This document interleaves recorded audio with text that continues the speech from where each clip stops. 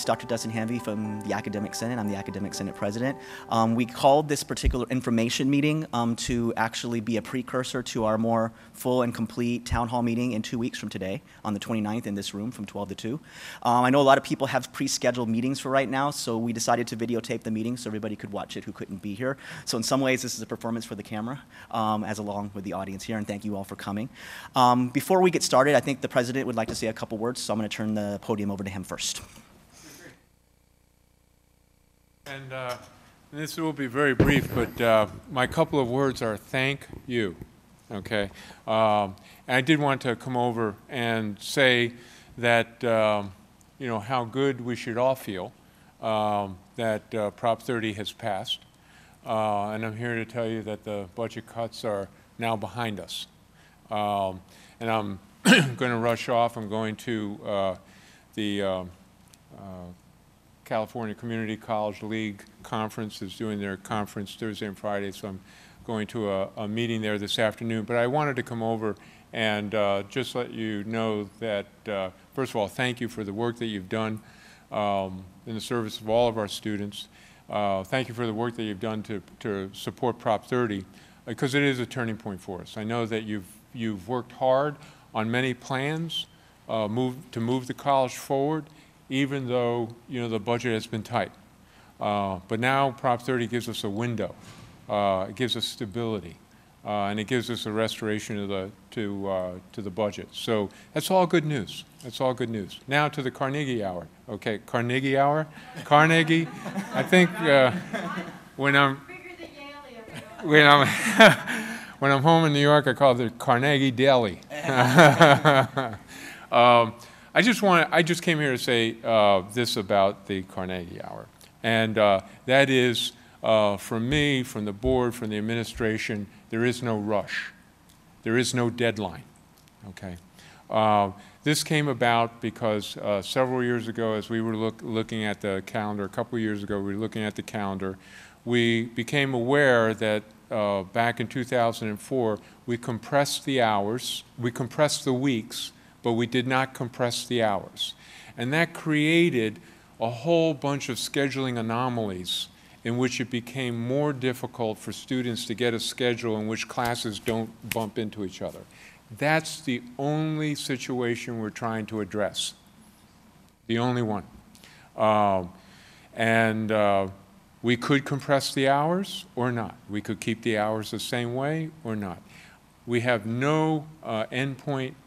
We have no timeline, and this is something that I've talked to Dustin about many times. This is something that is clearly a matter of mutual agreement and consultation, something that we will move through in a deliberate way and take all the time necessary to make sure that we have consensus about how to move forward. So I came here to say, and since there aren't a million people here today, go forth and say the cuts are behind us, and to say, don't sweat the Carnegie Hour. We will work it out, and we will take the time. Now, having said that, I have seen the work that Crystal and Matt have done, and it's brilliant. And it's brilliant not because it's a case statement, you know, you got to do this, you got to do this, but it's brilliant because it really educates us and gives us all the information we need. What is it? Why is it? How is it? So that we have the basic information so that the faculty can go to work and work out, make a recommendation for moving forward. So that's what I had to say. Have a you know, a great hour. I really thank Crystal and Matt again, and I'm off. Thanks, Dustin. Yep. Thank you, Dr. Rocha. Okay, as the President just said, I mean, this is really, we've been getting a lot of questions about this, the Senate Executive Committee, and there's honestly some confusion out there about terms and what they mean. And so we thought it would be good to have an actual meeting where some terms got defined, and so people can understand exactly what we're talking about. I'll have something to say about all of this at the end of the meeting. I just want to let Matt and Crystal do their presentation first, and then I'll announce something to this room and also to the video, and we'll announce it again at the Monday meeting on the Senate floor as well. So without further ado, I'd like to introduce, these are long titles, so bear with me here. First will be the new Interim Associate Dean of General Education and Program Review, Matt Jordan, and the Interim Director of Institutional Effectiveness and Enrollment Management, Crystal Koras. Oh, thanks. We love applause, don't we? We do. So we're not exactly 100% sure how we're going to do this together, but we work well together, so we're confident that we can get through all the material. But what we did want to do is spend some time talking a little bit about Title V, defining what the Carnegie Hour is, and then a little bit about the compressed calendar and about compressing and uncompressing. Yeah, it's really interesting that kind of this issue or looking into this at PCC has been defined by the phrase the Carnegie Hour, because really there is no question about will we be on the Carnegie Hour, will we not. We are on the Carnegie Hour. And in fact, every community college in the state is on the Carnegie Hour because it's required by Title V. And this is the Title V information right here that we'll be sharing. So what we're going to do next is we're going to unpack what the Carnegie Hour is. That's what we're going to do. And I think it's also important to say that it's not just California Community Colleges. Almost every single institute of higher education is on the Carnegie Hour. It is the standard across the country. It's probably the standard everywhere, but for me, it's just the standard across the country. So we do everything, basically the most important thing that we do when we talk about the Carnegie Hours, we talk about contact hours. That's student-faculty contact hours, because that's the most important piece of this, is how much contact is the student having with a faculty member. And that's really what the Carnegie Hour is trying to define. So the way we look at it is, like I said, it's the number of hours a faculty person is in class with students. So that's contact hours. Then we also have what we call credit units, and credit hours. That's how we define how many units we're going to give a student for every course that they complete. And so what the Carnegie Hour does is the Carnegie Hour just defines that relationship between the number of units a student gets and how many contact hours they have with the faculty to get those units. And the Carnegie Hour defines it as 1 unit equals 1 contact hour per week. And that assumes a minimum semester length of 16 weeks. So for a student to get 1 unit of credit, they have to have at least 16 hours with that instructor. They can have more than 16, but they cannot have less than 16 contact hours to get 1 unit. Yes, and I think what's also important to note here is the way this is actually in the broader spectrum. The contact hour, that student-faculty contact hour for 1 unit is 50 minutes. But the assumption is that for every contact hour, there's 2 hours outside of class that the student engaged in some sort of work that pertains to the class. So it gets kind of confusing, but we're going to talk mostly in terms of just the contact hour, the student-faculty contact hour. So prior to 2003, 2004, some of you probably remember, PCC was on an 18-week semester. And what that meant for our courses was that if you had a 3-unit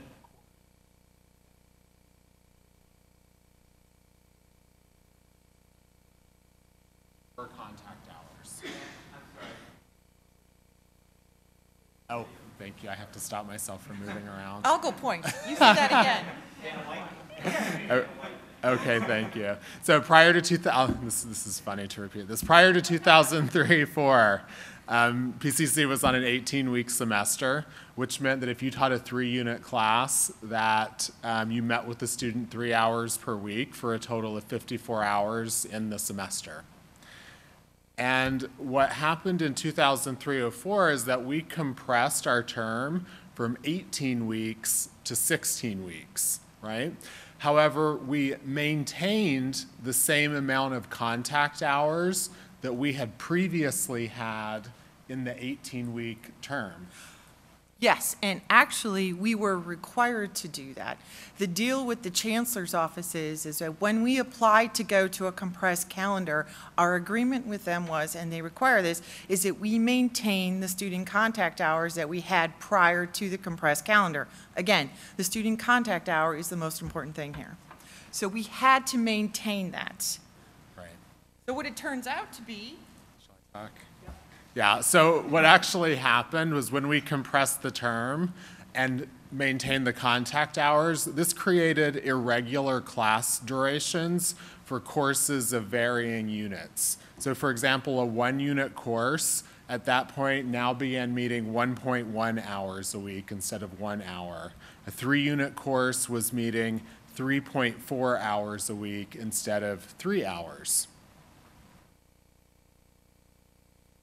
So to explain the impact of that on scheduling, I wanted to take you through an example, right? And so, and so the givens in this example is I was playing the role of a student, and I said I tested into English 100 and Math 125, right? And so I wanted to build a schedule where I could take English 100, a 4-unit course that's lecture only. I wanted to take Math 125, a 4-unit course that's actually taught as a 5-unit course. It's taught as 5 contact hours. And then for my example, I thought I'm interested in psychology, so I want to take Psych 1.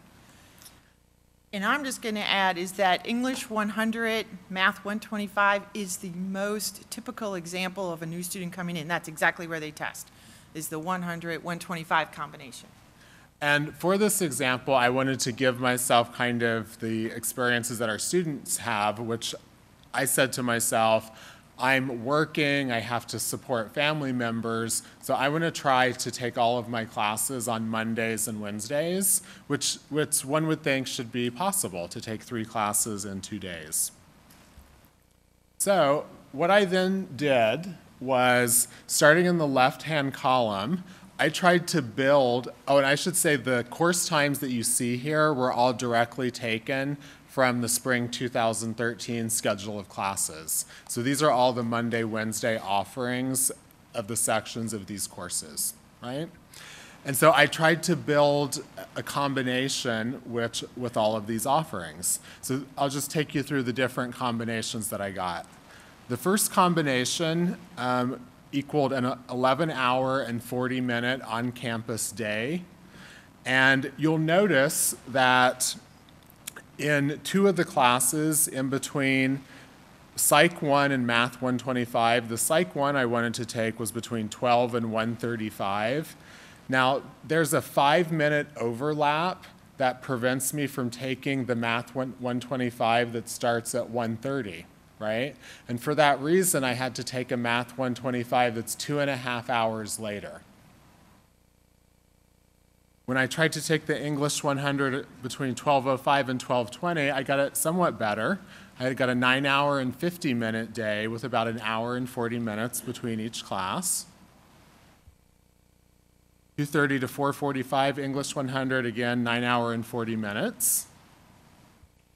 I was able to produce one good schedule, right? One combination gave me an 8-hour day with a 35-minute break between my first 2 classes and then an hour break between my second 2 classes. So I was very happy with that schedule. Yeah, we'll take questions after. Yeah. So, and I won't belabor this, but this is a similar example. 15-minute overlap in 2 of the courses caused me to have to stay 3 hours and 10 minutes later. Similar situation in that combination. And then a similar situation in the final combination, right? A small overlap caused me to stay 3 hours and 45 minutes later. So these are the challenges that some of the students are experiencing. And if you'll hold on, we're almost finished. So how do you fix this, or what is one way to approach fixing this, right? If the term was expanded, if the semester was expanded, I don't want to take it there. We're going to get there. We're just longer. Right, because remember, and again, we're looking at the number of contact hours that are required for the units that we're offering here. So if you expanded and we said the classes had to start, which is the way we used to do it, pretty much on the hour and the half hour, as a student, I now can actually pretty much schedule my classes back to back or with a minimum of a half-hour break in between. So if I was a student, let's say that I needed to work in the afternoons, I could have a morning schedule Monday, Wednesday, Tuesday, Thursday, or I could have an afternoon schedule, which is something that I don't have to do it, but I would think if I was a student, it would really take an act of God to build that schedule now. And I should also say that all of the times up here don't equate to actual section offerings or section allocations and divisions. These were just examples of classes starting on the half hour and the hour that were meant to be illustrative. And going to an expanded semester would not be the full solution. We've been discussing it's a part of it, the other part being really coordination among scheduling across divisions and departments is going to be a large part of it also. But one of the things that this does help us do is we can make more general rules about saying, oh, classes start on the hour and the half hour, which is something that's really hard for us to do now when we're working with a compressed calendar and the compressed hours. Okay, would I only be able to teach, we're trying to gauge what some of the questions might be. So the question would be, would I only be able to teach a 50-minute courses? And obviously that's a no, because you don't have to teach 3 days a week. If it's a Monday, Wednesday, Friday class, you can do, like you do now, teach a Monday, Wednesday, you would just be teaching for an hour and a half each time. Yeah, the courses can be divided up in a variety of ways. If you teach a 3-hour a week class, it could be one session of 3 hours, two sessions of an hour and a half, or 3 1 hour, 50-minute sessions, if the instructor felt that it was pedagogically sound to do it in that small amount of time. We'll take questions at the end. We're almost to the end, too. Would extending the term reduce my vacation time? Yes. Yeah. I mean, there's no way for us to say it any other way, and we don't want to lie. We think that it would. There are ways to handle this, because if you continue to if you taught just 2 terms, fall and spring, then no, you'd still have the summer off. But if you are a faculty member that teaches in the summer intersession, then yes, there would be effect. We can't mitigate too much here. Oh, exactly how long would be an expanded term be? That's a very good question. Okay, so I took a look at the term lengths of community colleges throughout the states. There's 112 of us, as you know. 39 of us are currently on compressed calendars, and they average from 16 to 16.7 weeks. Then there's 2 colleges that are on a quarter system, bet you didn't know that, and then there's 71 that are on the 17 to 17.5 weeks. So currently there is not a community college in California that's on an 18-week semester. Predominantly they're on 17-week semesters.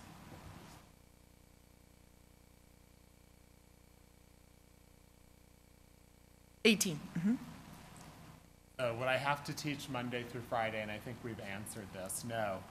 Courses could still be offered Monday, Wednesday, Tuesday, Thursday. Not be a requirement. Okay, we'll try to take a few questions, but let's just be clear that Matt and I do not deal with working conditions. We're just giving information about how the Carnegie Hour works. Ann?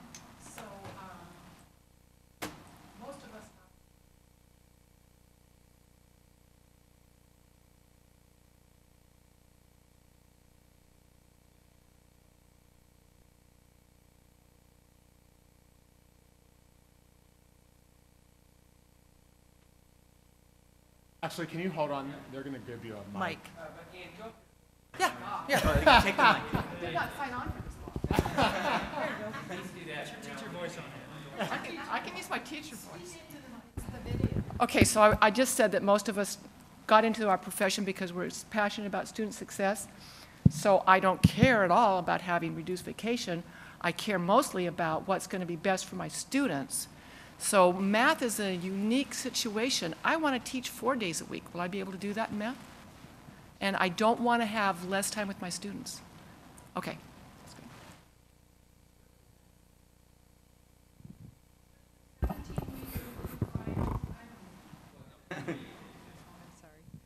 Does the 17-week term include finals week? We're trying to work that out. I mean, there's a lot of different ways for us to do this, and I'm trying to look at what the other 17 and 17.5 week colleges are doing and how they're running to see how they handle finals. Some of them only have like 4 days of finals. They don't have a full week. That's where the 0.5 comes in. But, you know, we just have to kind of play with the schedule and see what works best for us.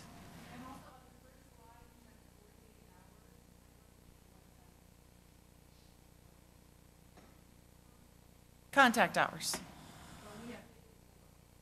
That's right, because we did that on the minimum, which is the 16 weeks. And what we were trying to explain is that 48 is the minimum for a 3-unit, 54 is really the maximum. We actually really do 53. So we're like right in the middle there. But what the deal was is when you go from a full-term calendar to a compressed calendar, we had to maintain the contact hours. That's the deal with the Chancellor's office. They clearly state that in the student attendance accounting manual. You cannot reduce the contact hours when you go to a compressed calendar.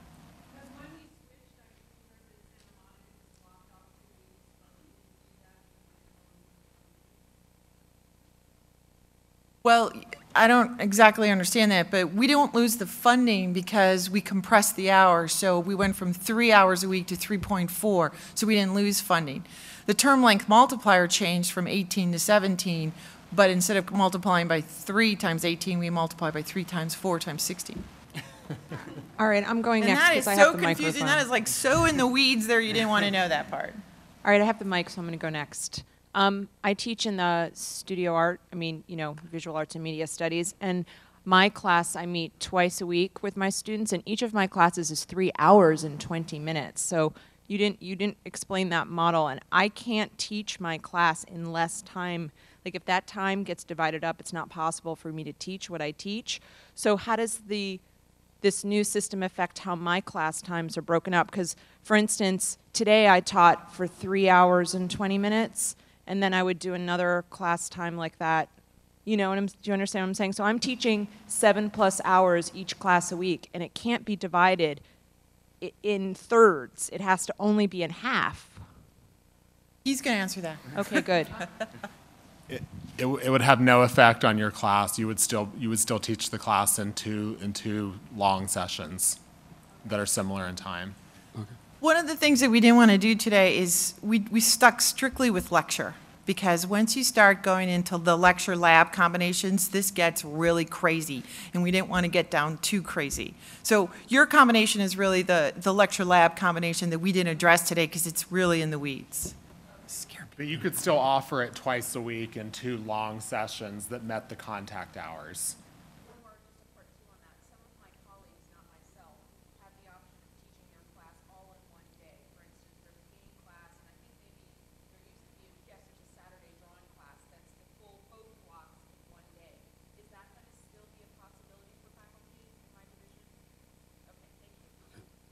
At one point, just a few minutes ago, you implied that cutting back on number of hours wouldn't affect our funding. It might well affect our funding because there's certain requirements we have to fulfill to be considered a community college, one of which is contact hours. And if we don't fulfill those, they could say, you're not a community college anymore. We're cutting off all your funding. Well, actually, we didn't say that. Remember, I was very clear about that. It's what we said was when we went from 18 to 16, we had to maintain the same contact hours. So we didn't cut back on contact hours. We maintained them. We had to.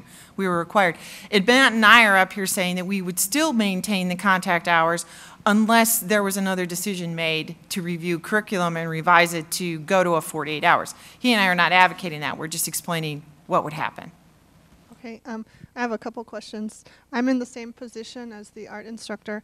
In our classes in ESL, our students would benefit from longer periods of time to do actual essay writing and whatnot, but our classes aren't labeled lecture lab. I think they're just lecture. That's one thing. So I guess what would we do in that case? So that's just easier to calculate for us. So how many units is your course? Can you think of one course that you work with? 5. 5, and you guys meet for 5 contact hours? Mm-hmm. Yeah, so you could meet once a week for 5 hours, twice a week for 2.5. Oh my God, no way. What else? What's another option? 3 times a week for 5 divided by 3, which... It's a little awkward, but it can be done. So then we're back at this awkwardness. But okay, and then another question was for the math example that you gave, I noticed that the math course in the middle didn't have any morning classes scheduled. Would that have made a difference in that, hypothetical student's spring schedule? I think there was. Math usually starts at 7 in the morning. So No, they in that spring's example, I don't know if you want to show it again, but I can. It started at 1. Oh, is that why? Because we took it right out of the spring 13 schedule, so you got to talk to the math people about that. That's their biggie. So I'm wondering if, had there been a maths class in the morning, would there have been such a mix-up for the student? I think that's a really good point, and I should just, I should just come clean, which is that I didn't attempt to present this as like comprehensive kind of data collection or assessment of the student experience. I literally, at 10 o'clock this morning, picked these things that just gave myself parameters and tried to put a schedule together to illustrate. And then last question, really quick, is would a 17-week semester be the solution? I mean, never mind. Okay. There's one more back here, and then I'll, excuse me, then I'll bring the mic up forward. I just wanted to comment that in graduate school I had 12-hour days. So, sometimes that happens. And a couple of other things. I resent, as somebody who teaches all the semesters all year long, I resent the suggestion that if we want, some larger break, that we're not serious teachers. I've been here for 30 years. It is my passion, my life. I love teaching. I hope I'm good at it. So I just don't think that's a true perspective, that if we don't want to go to a 17 or 18-week semester, then somehow we're not real teachers. So I also object to the image. The bad case scenario here is a schedule that's reduced to 2 days. I mean, I'm sorry, I want to see one that's for the example up here. I want to see that, because this is really a skewed example. And I have always thought, since we started this schedule in 2003, 2004, why can't we just relax the passing time for the first class to allow a student to get to a second class? I mean, students asked me in the beginning, I think we had some exception where that was possible. And I always said yes. Yes, of course you can do that. So why can't we maintain the current schedule and relax this issue about letting students get out of class there 10 minutes early so they can, run over across campus and get to their second class. It's not everybody. Well, I can answer that last one. It's illegal. Title V does not allow it. Students cannot schedule for overlapping classes. It's illegal. So.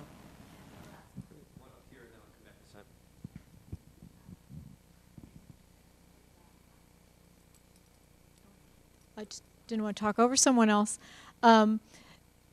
Before I came to Pasadena, I've been on the 15, the 16, the 17, and the 18 at many different community colleges. And I teach a class not unlike Rebecca, but if you consider like a typical drawing class at LA Valley College, that was 4 hours per week, 3 units. At Orange Coast College, that was 5 hours. And when I started here on the 18-week semester, it was 6 hours. Now I'm teaching 6 hours and 40 minutes a week. We have more contact hours for some of the courses compared to other schools. And so when you said the 48 hours, we're above 48 hours by a lot. That was my first thing. Why are some schools getting away with the minimum and we're doing more than the 48 hours for the lecture, the 1-unit lecture? The second thing is that one of the reasons remembering back in the discussion, why did we move from 18 to 15? And one of it was to have more parity with the CSUs, the schools like USC, to match the cycle of education with other institutions that our students would be interfacing with and be involved with, so that they could have vacations with their families and work and things that all kind of matched up and aligned with what's going on in the state of California. And in that case, I have to say this has been a much more successful program. I know the passing hours is weird, but in actuality, it's been easier for my students to interface with other systems in the state of California.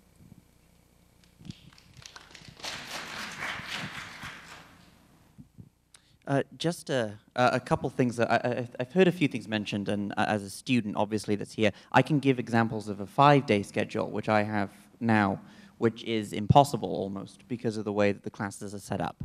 And I remember sending a very long, possibly mad email to the administration saying, why can't this be fixed?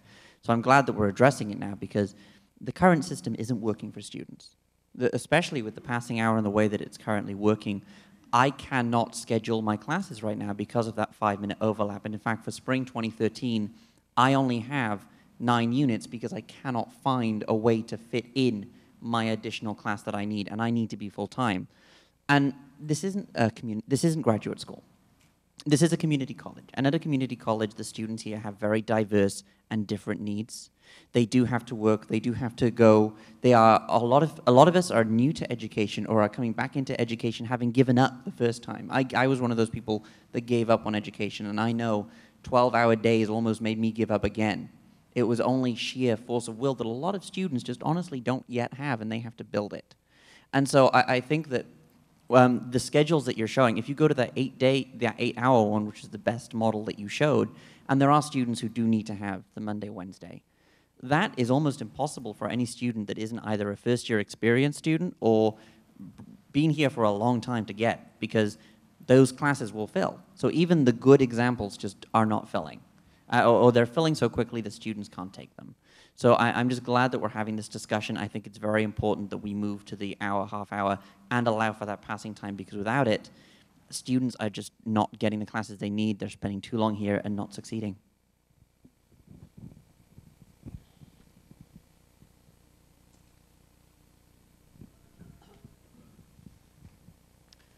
Okay, 2 quick questions. One is, I think that we really do need to address the passing time issue being moved down to the Science Village now. There's a lot of instructors that maybe are going to the last minute, and we've had a lot of our students coming from classes up here in the R building that are chronically late, so a lot of us are waiting so that everyone has arrived.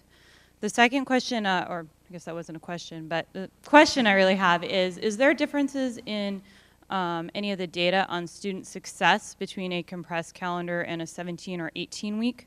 Because in our division, there's been some discussion about students being very fatigued, and that going to a longer schedule, they may be even more fatigued. I don't think we have specifically what you're asking. I think what we did notice is that our hope was when we introduced the winter intersession that students would be able to progress faster through the institution, and we haven't really seen that. But I can't say that that's specifically just because of the compressed calendar. I don't know that, but I think we had hoped we'd see an uptick, but we didn't. So as someone who does scheduling, you were saying that a 5-unit course we could teach 4 days a week or 3 days a week also in this half-hour increments. Are we going to schedule it in a room? So if it's 4 days a week, it's an hour and 25 minutes. Are we going to schedule it as an hour and a half, and I'd schedule a room for an hour and a half and let it go early to keep it on hour and a half blocks? And if it's 3 days a week and it's 1 2/3 hours, is it going to be scheduled as a 2-hour block, but then the room would be unavailable during that time, or are we going to change the number of hours, contact hours? Well, because those aren't minimum, decisions we're going to make today. And those are actually decisions that we think come on the 29th when people have a more full discussion. You know, Matt and I were just charged with kind of laying out what actually is a Carnegie Hour, what it's not, and the fact that there's been misinformation, which is that we are on the Carnegie Hour. We just compressed it. So just for us to get out just a basic idea and just the concepts and the actual nitty-gritty stuff you're talking about, Charlie, that comes down the road when we make a decision to or to not go. But that's a space issue, because you could, in our current system, have things on 1 hour, 1 1/2, 2-hour blocks, but if you don't have enough space, you have to do backed up, which is what happened in our department. That had really good space. If we had more space, we could have made everything work on schedule. Yeah, that's my comment too, is in the math department, we have every class scheduled every single minute. So if there's going to be downtime for any classroom, we're not going to be able to have as many classes, for one. My other comments were, one was what she said about what was all the reasoning that went into switching from 18 to 16 in the first place. I mean, I was here for that. So I think we shouldn't just throw that out. Let's see, I had another one. Hang on a second here. I like Anne, I don't want to give up a single contact hour, because as it is in math, it's hard to get through the material. There was something else, I don't remember what it was. Oh, I know what it was. It was, people ask questions, and I keep getting the answer of we don't know, we don't know. I just hope that unlike with a lot of things we've done around here lately, I hope that we have those answers before we make the decision instead of after. So let me just interject for a second here, being the only guy in a suit, I think. The purpose of today, as Dustin mentioned, was to provide the information, to begin to collect the questions that would then be discussed on the 29th when we would have more of these questions. Presumably someone will document these questions, and over a period of time, as Dr. Rocha mentioned, we will begin to address these questions to the extent that we can, and then a decision will eventually be made what we're going to do, whether it's the whole enchilada or a half enchilada or whatever it's going to be. The other thing that I think is important, I think the primary reason why in 2002 or 3 or whenever this whole thing started, we went there, was to generate more revenue, was to create another opportunity to generate more FTEs. So that was in a funding scenario, in a funding time, long, whatever that expression is, you know, in a place far away from here, right? So it's a different fiscal reality now, and that's part of what we're trying to address here. We're trying to get more students to complete in a more effective way as far as their particular student goals are concerned over a shorter period of time. That's part of what this discussion is all about. So, and again, we don't want to shoot the messengers. They were very kind to come up here and present the information, but again, it's just all part of the data gathering. I think Krista was next. Well, I think it's important to say that Matt and I are not on either side of this issue. Right. We were just asked to put the information out. We have no stake in this, whether we go back to a non-compressed calendar or a standard compressed. We were asked to come up here and just put to rest some of the ideas and the concepts about the Carnegie Hour. Well, let me just make a general statement. Anyway, yeah. You guys can shoot me. There's pies being flown out there, so maybe we can go grab one and throw it at me. Let me just make a general announcement to everyone. Now, this is more for the video as well.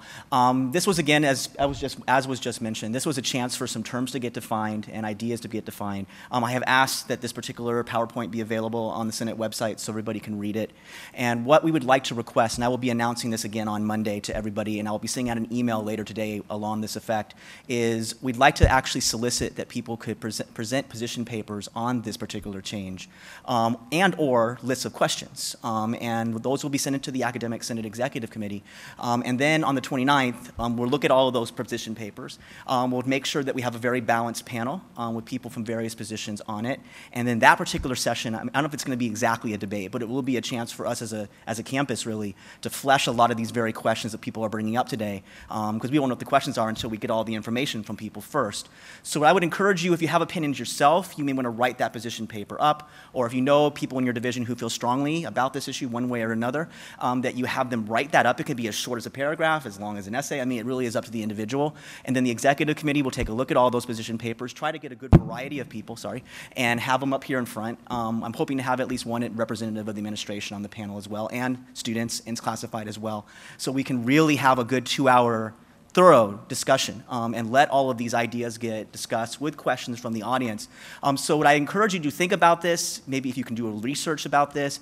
These are really valid concerns. As a faculty member, I don't want to lose any contact hour with my students either. I mean, those 54 hours are precious to me. I spend almost every single one of them trying to make sure my students are learning. So we need to have that discussion. So I would encourage you again, excuse me, time for maybe 1 or 2 more general questions. But again, take a couple weeks. Think about this, write a position paper. I know Thanksgiving's in the middle of all of this, so we'll give people a really flexible deadline. The executive committee will gather a panel together representing all the various constituency groups and various opinions. And then on the 29th, in this room, with another video, we will have a very thorough debate about this particular topic. But again, we have time for a couple more questions. I'll let you guys answer. Can I just say that when we went to the compressed calendar, the rationale was that student success. They had data showing that a lot of people dropped at the end of the term, and the idea was to put the winter in so that people could catch up and keep on track. And so maybe the winter isn't working so well, but we haven't tried it with just the shorter semesters like we're going to have this year. We're going to have fall and then go right into spring. So I don't think it was how to get more money. It was how to keep people successful. So, it was actually, I thought it was faculty driven looking at the success data. So maybe it's not working out, but I don't think we fully tried the experiment. But I do have to say, I really think we do need to, coordinate the scheduling. That is a big problem because it was done kind of haphazardly the first time. So I definitely support that.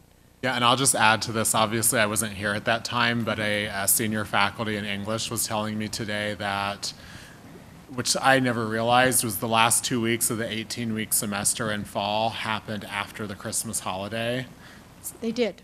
So it was 16 weeks here, vacation. It was and then, start end of August and end second week in January. right, so obviously there were a lot of student success. Is that? Oh, that changed before. Okay. But that took 5 years too.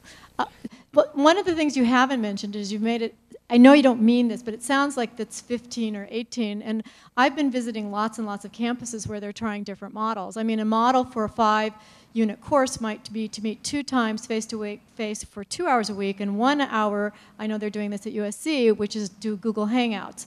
We're not really talking, and there's the other idea that maybe in my area where there's things like beginning drawing and beginning design, maybe that course could be taught in 8 weeks and 8 weeks, and they could do it linearly. We haven't talked about any alternative ways which actually would get people through faster in a more, like the block program does, which really makes it more strategic the way you get through with faculty mentoring you and counseling you through. And this seems very arbitrary. I'm seeing in the last 2 years when I was out visiting those 70 different campuses, I saw more flexibility in the scheduling, and not everything was always on a semester, and especially with the online resources that we have. And I'd like that to be added into the discussion because I think our students would love it.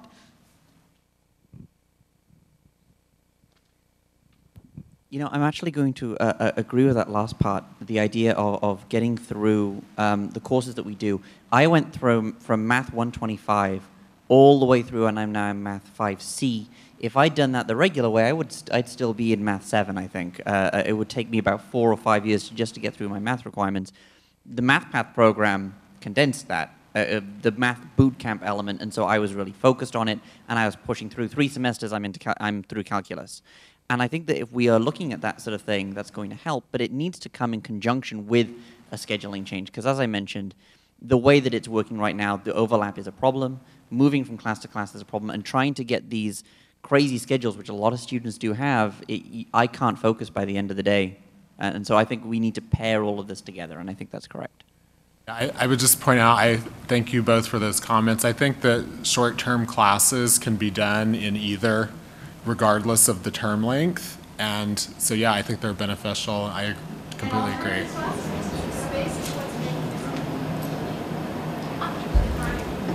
Availability to be thinking collectively about how we can create digital spaces for these things to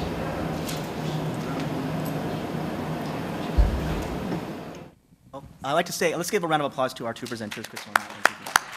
It's not easy to be the messenger, I know. So I actually have a class to get to. So I do thank you all for coming. I do again encourage you to spread the word that we're looking in soliciting position papers over the next week and a half.